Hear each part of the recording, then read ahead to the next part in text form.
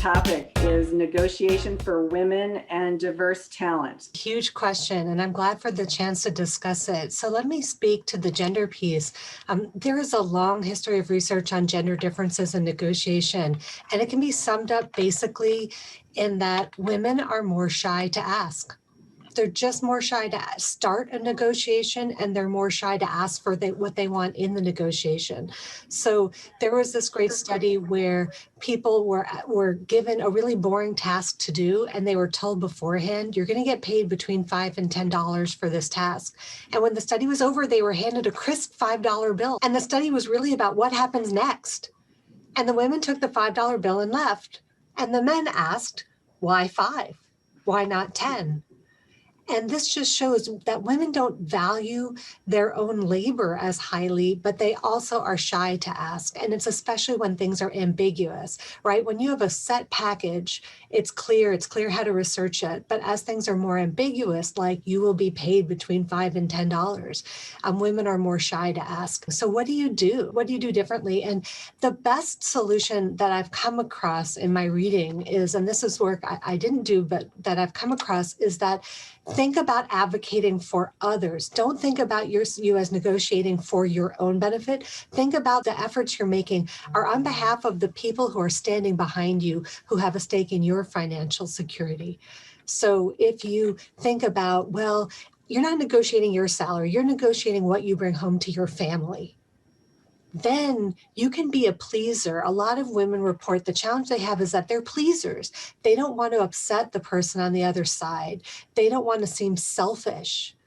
But if you're negotiating in your mindset on behalf of the people back home who have a stake in your finances, then you're actually being selfless. You're not being selfish. You're working for them. You're working for your kids. You're working for your partner.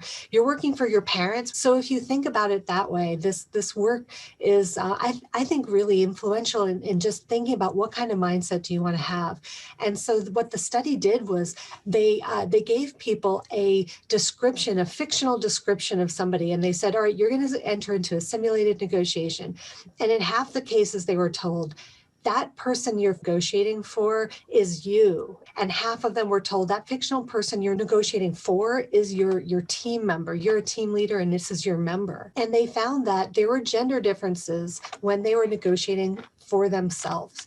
But those gender differences washed away when they were negotiating on behalf of somebody whom they were caretaking role for, their team member. And this says a bunch of things. First, it says women are just as good negotiators as men when they want to be. The problem that women often face is we're tying our own one hand behind our back. So the skills are there. There's no biological difference that's coming into play here. So once you liberate women from worrying that they're being selfish by saying you're actually negotiating for this other person, not for you, you've liberated women from this double bind, from the fear of backlash, from the fear of being selfish, from the fear that your relationships will suffer because you've asked for something. And once women are liberated in that way, their differences just vanished. And so I think the question for you as a female negotiator is, whose benefit can I think about myself as meeting? It's actually an issue largely about mindset. Hillary, thank you so much for that. That was great advice. The one piece that I would add is also to think about the role that you would be interviewing for, right? And so there are positions that are in high demand for both female and diverse talent because they're just not heavily populated. When I think about science, when I think about math, when I think about the financial sector, these are all areas that tend to have low numbers for underrepresented populations.